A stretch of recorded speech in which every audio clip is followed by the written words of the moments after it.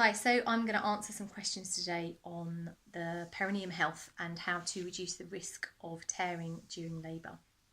And of course, it would be easy to skip straight to the idea of warm, wet flannels on the perineum, which, yes, is a great way of reducing the risk of tearing. But actually, during your pregnancy, if you can maintain some good levels of exercise and fitness, you are increasing the amount of nutrients and oxygen that's being carried around your body, all the way around your body, including your pelvis, your vagina, your pelvic floor, all of those parts of muscles in your body, and the pelvic floor is a muscle. You are improving the tissue health of those areas, which is vitally important. Obviously, doing pelvic floor exercises is great, but as you probably know, what you're achieving really there is tightening of the pelvic floor muscle in basic terms. But also what you want to be understanding is how to isolate those muscles, because actually during labour it's the pelvic floor that stretches and lengthens. So you need to kind of be able to not just exercise them, but to recognise when you're using them, so that you can also understand and isolate them when you want to relax them. Because as your baby's being born, those muscles need to be relaxed so that your baby can pass through. If they're tight and tense, that could create an extra resistance for your baby as the baby is being born. So exercise is fantastic. Pelvic floor muscles. Some women get on really well with something called perineal massage, which is the idea of stretching the area around the vagina opening and the perineum prior to labour. So around about 32 weeks of pregnancy, you can see there is videos on YouTube if you want to do that. But if you imagine the opening of your vagina, you are using a finger to move around the vagina to open and stretch that tissue between the vagina and the perineum in a kind of a bid to preempt that stretching motion that's going to happen when your baby's head is born.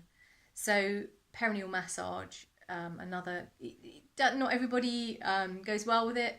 It can be awkward to do if you're particularly heavily pregnant and you don't want to do it.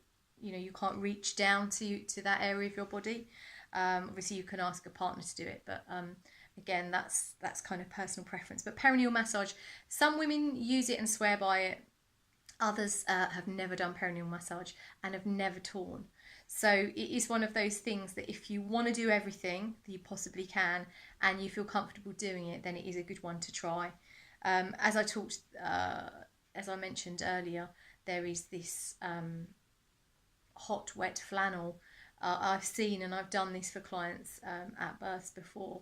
The hot, wet flannel on the perineum as the baby's head emerges, but taking one step back again and looking at how a baby is born.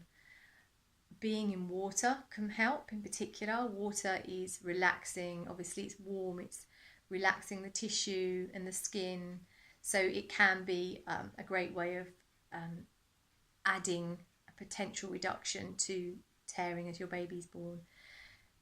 But also how you breathe your baby out. So I say breathe your baby out. There is this idea that you need to use some kind of coached pushing or forced pushing to birth your baby. And actually there is a natural birthing reflex that happens just like, and forgive me if you're eating, just like the natural expulsive reflex of having a poo, that final part when your body releases that poo into the toilet. That movement is a reflex that the body creates, and birth is no different. So your surges, your contractions are moving the baby down into your cervix. And when the cervix is open and you have this idea of feeling ready to push or bear down, is another phrase that's used. Actually, at that point, you can use your breath to support that natural expulsive reflex. So you don't actually have to push in the sense of pushing. What pushing actually does, and in fact, if you try just gritting your teeth and pushing, what you'll notice is that around your anus and your vagina, things close up. They don't open, they close. That action of pushing with your body actually closes the sphincters of your body. So if you're thinking about expulsively birthing your baby, to then at that point tense and close, even if you're gripping your fists, your whole body is closing up as opposed to opening. Now when you just breathe down through your body, so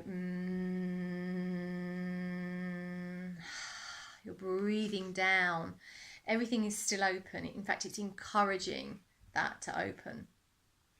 So this idea of having to push is probably not helpful. Of course, you are in essence helping your baby to be born. Language can be quite a tricky one, and I think you can still say pushing if you want, but if you understand that what's actually happening behind that is you're supporting your baby's exit from your body, not necessarily pushing, which does tend to have that closing of the sphincter reflex in your body as opposed to opening.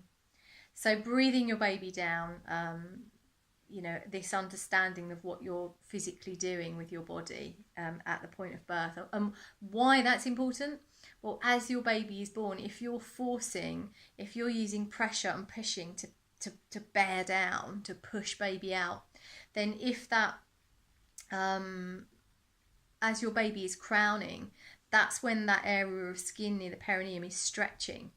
And if you are forcing with a push as that's happening, and that stretching isn't quite ready, hasn't quite stretched slowly enough and allowed enough room for baby's head to be born, that is potentially when that delicate, sensitive area of the skin can tear.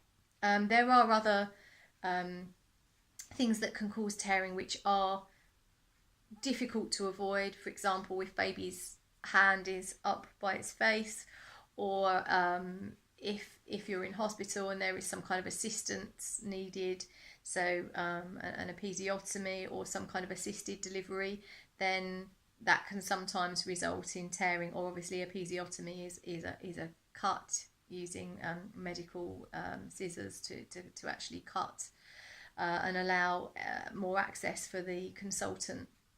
But in those situations, if it's got to that point and that's what's required, there's very little that you can do about that, and there's obviously a very good reason why it's happening.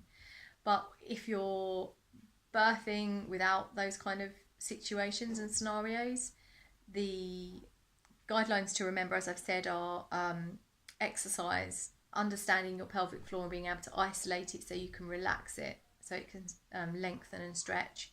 The warm, moist flannel is another one. It will work to relax and open the skin by sending that warmth and oxygen into the capillaries in the skin, in that delicate, sensitive area, and allowing it to stretch and open more. And understanding how you breathe in labour is super important in terms of how you can then support your baby's natural expulsive reflex. And there is one more thing that I want to mention, and that is the position of your baby. Now, we live in a time where we can be quite sedentary in our lives. We don't tend to walk very far. We sit in bucket seat cars. We drive to our jobs. Generally, they're sitting down, maybe in an office or in a shop, and we don't do a lot of movement. And in pregnancy, we want to look after ourselves. So sometimes we stop exercising, we stop running, we stop doing the kind of activities that would normally allow our bodies to be in certain positions, and positions that are great, that help with the position that your baby is being held in, are positions where your body is upright, generally upright and forward. So none of the kind of the slouching back onto sofas, the sitting in bucket seats with our hips up high, tucked under, our tailbones tucked under. None of these positions help baby to sit comfortably and in the optimal fetal position for birth in our uteruses. So being aware of exercises that you can do and positions you can generally try to find yourself sitting in or lying in, that allow your body to give your baby room to move down and to be in an optimal position, which is actually another whole nother subject. But optimal fetal positioning. So the baby is left, head down on your left side and anterior, so their back is in your belly. That's kind of the optimal position for birthing. And for example, being on your hands and knees and resting, leaning over a birth ball, having those kind of positions as your go-to positions in the towards the middle to end of your pregnancy. So heading into that third trimester is when you want to be really considering how you're mobilizing, how you're moving and holding yourself. If a baby is born back to back, so what that means is that their back is towards your bottom, head down still, but swung round the other way. Then as a baby descends in this position, it's actually this long oblong part of the head that meets the cervix, and it has to be born first. Labours in this kind of posterior position can be longer. Women feel lots of the sensations in their back, but when it comes to birthing, that part of the baby's head that's coming out is this long oblong, and that means that that sensitive area around the vagina and the perineum has to stretch that much more to allow that longer, larger part of the head to be birthed. Whereas a baby that's anterior and head down, the first part that comes out, which is why it's called crowning, is the crown of the head. It's the smallest part of the head that comes out first. So it's super important to understand your movement, your mobility, your positioning, so that you can influence how your baby's positioned and hopefully support that optimal positioning for labour and birth. So that, is a few of the things that you can consider around birthing your baby and the ideas of reducing the risk of tearing. There are some kind of, sometimes you can have scrapes or abrasions where baby's hand has caught your inside wall of your vagina as the baby passes out. Those sorts of things can be quite sore but don't require stitching. They're sometimes unavoidable as well, depending on how your baby chooses to be born. But yeah, the main things I've talked about will definitely help you to reduce that risk. You can look up some of the things I've talked about. There's a few great websites out there. Belly Belly is a good one. UK-based, evidence-based birth is great.